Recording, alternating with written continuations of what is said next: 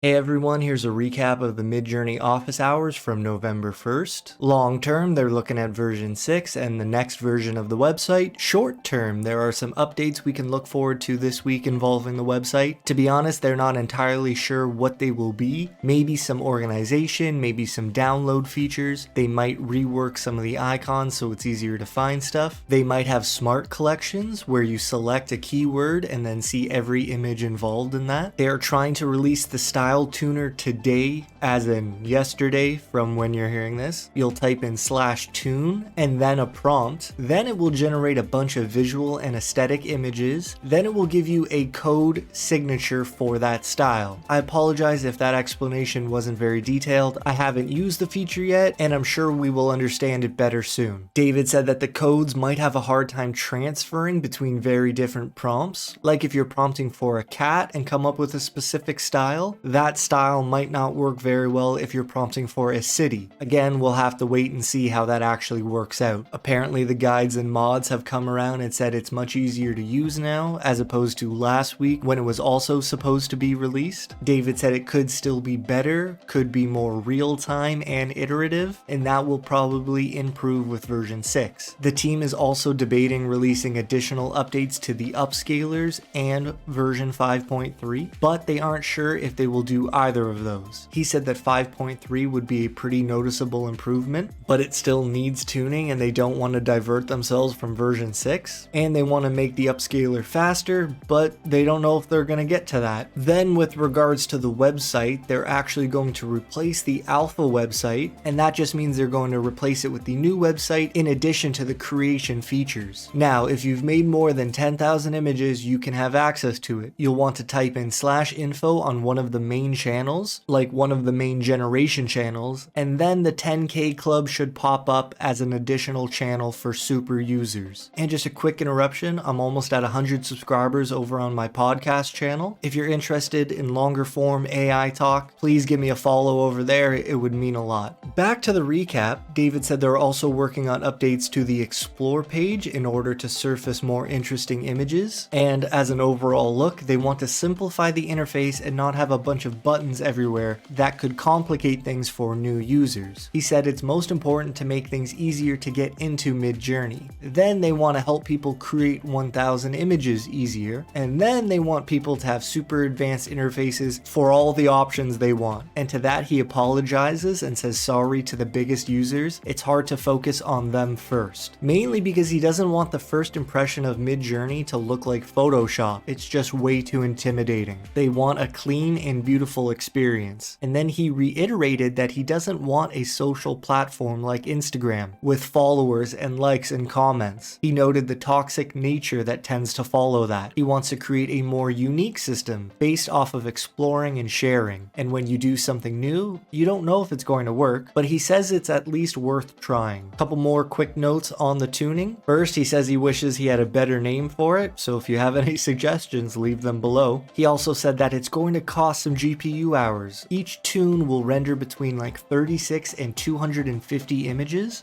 but, and don't take my word for this because I don't know quite for sure just yet, it's apparently supposed to be cheaper than making those images normally. Again, we'll have to wait and see. You can also share these tuner links, and you can blend more than one style together. It sounds like a lot of fun. I'll have a deep dive into it when I get access to it. I hope you're as excited as I am, and if you like the art in this video, here is the prompt. It's the subject, painting in French Indian style, painted with digital paint on paper in the style of tarō okamoto, deconstructivism fragmentation, todd nauck, emotive expressionism, made of wire. Then I used style raw and chaos 8, and I actually got this prompt from the Midjourney website. Thank you to the user fedgoso for the foundation of this prompt. If you want a better look at some of my pictures, you can follow me over on Instagram at FutureTechPilot. There's your recap of the Midjourney Office Hours. I hope you're doing well. Take care, and I'll see you next time.